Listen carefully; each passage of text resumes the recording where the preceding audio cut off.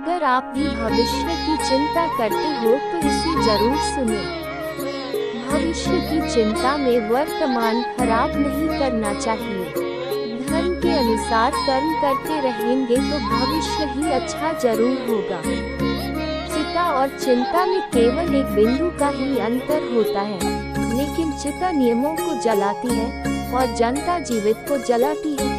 चिंता करने का अर्थ है भगवान की व्यवस्था पर शक करना। भगवान जो करेंगे अच्छा ही करेंगे। चिंता और तनाव में इंसान सिर्फ तभी होता है जब वो खुद के लिए कम और दूसरों के लिए ज्यादा। सीधे ध्यान रखना कि अगर जीवन में चिंता करोगे तो भटकते रह जाओगे, और अगर चिंतन करोगे तो भटके हुए को भी रास्ता दिखा पाओगे। आपके जीवन में सब कुछ छीन जाए तो भी चिंता मत करना। आपकी बुद्धि और अनुभव किसी की भी ताकत नहीं छीन सकती है। कुदरत सबको हीरा बनाता है, बस जो खींचता है वही चमकता है। अपनी ऊर्जा को चिंता करने में खत्म करने से बेहतर है कि हम उसे समाधान ढूंढने में उपयोग करें।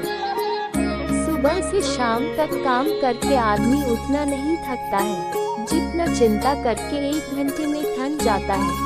जब भाग्य में लिखा है वह कहीं से भी भाग कर आएगा, और जो भाग्य में नहीं लिखा है वहाँ आकर भी भाग जाएगा। फिर चिंता किस बात की, आप केवल अपना काम करते रहे। याद रखना, बीते कल का अफसोस और आने वाले कल की चिंता दो ऐसे चोर हैं जो हमारे आज की खूबसूरती छुड़ा लेते हैं। चिंता इतने करोड़ की काम हो जाए, चिंता इतनी मत करो जैसे जिंदगी का काम तमाम हो जाए। चिंता के बारे में कबीर जी कहते हैं, जनता ऐसी दादी ने काट कलेजा खाए, वैद बेचारा क्या करे कहाँ तक दवा लगाए। इसका अर्थ है कि चिंता एक ऐसा चोर है जो सेहत चुरा लेता है। जनता और व्याकुलता से पीड़ित व्यक्ति का कोई इलाज नहीं कर सकता है। दोस्तों, चिंता को हम एक छोटी सी कहानी के माध्यम से आपको समझाने का प्रयास करते हैं। जो नियति में लिखा हुआ है उसे कोई नहीं बदल सकता, और जूनियर भी करती है। वो सबसे अच्छा होता है जो भी हमारे जीवन में होता है वह बहुत अच्छा होता है, बस हमें उसे समझने की जरूरत होती है। चिंता बिल्कुल भी नहीं करनी चाहिए। प्राचीन समय की बात है, एक गांव में बहुत ज्ञानी पंडित रहता था। एक दिन वह अपने बचपन के मित्र से मिलने दूसरे गांव जा रहा था।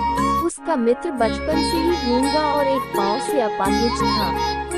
मित्र का भाव बहुत दूर था और रास्ते में और भी कई छोटे छोटे गांव पड़ते थे। पंडित अपने मित्र से मिलने के लिए अपनी धुन में ही चला जा रहा था कि तभी उसे रास्ते में एक और आदमी मिल गया। वो आदमी दिखने में बहुत हष्ट-पुष्ट था। फिर वो आदमी भी पंडित के साथ साथ आगे चलने लगा। ये देखकर पंडित ने सोचा कि चलो अच्छा हुआ, साथ साथ चलने से सफर जल्दी कर जाएगा। चलते चलते पंडित ने उस आदमी से उसका नाम पूछा तो उस आदमी ने अपना नाम महाकाल बताया। ये सुनकर पंडित को थोड़ा अजीब तो लगा ही, लेकिन उसने नाम के विषय में ज्यादा पूछना उचित नहीं समझा। फिर धीरे धीरे दोनों साथ चलते रहे। तभी रास्ते में गांव आया तो महाकाल ने पंडित से कहा कि मित्र तुम आगे चलो, मुझे इस गांव में एक संदेश देना है, मैं तुमसे आगे मिलता है। ये सुनकर पंडित ने कहा कि ठीक है, और पंडित आगे की ओर चल पड़ा। तभी उस गांव में खबर फैली कि एक आदमी को शेर ने मार दिया है, और जैसे ही भैंसे ने उस आदमी को मारा तो थोड़ी देर बाद महाकाल वापस पंडित के पास आ गए। फिर दोनों साथ साथ चलने लगे और चलते चलते दोनों एक दूसरे गांव में पहुंच जाते हैं। उस गांव में एक छोटा सा मंदिर बना हुआ था और इस मंदिर में ठहरने की व्यवस्था भी अच्छी खासी थी। पंडित के मित्र का गांव अभी बहुत दूर था और रात भी होने वाली थी, तो पंडित ने महाकाल से कहा कि रात्रि होने वाली है और पूरा दिन चलते चलते थकान भी होने लगी है और भूख भी लगने लगी है, तो ऐसा करते हैं, आज यहाँ पर रुक जाते हैं और आराम करते हैं।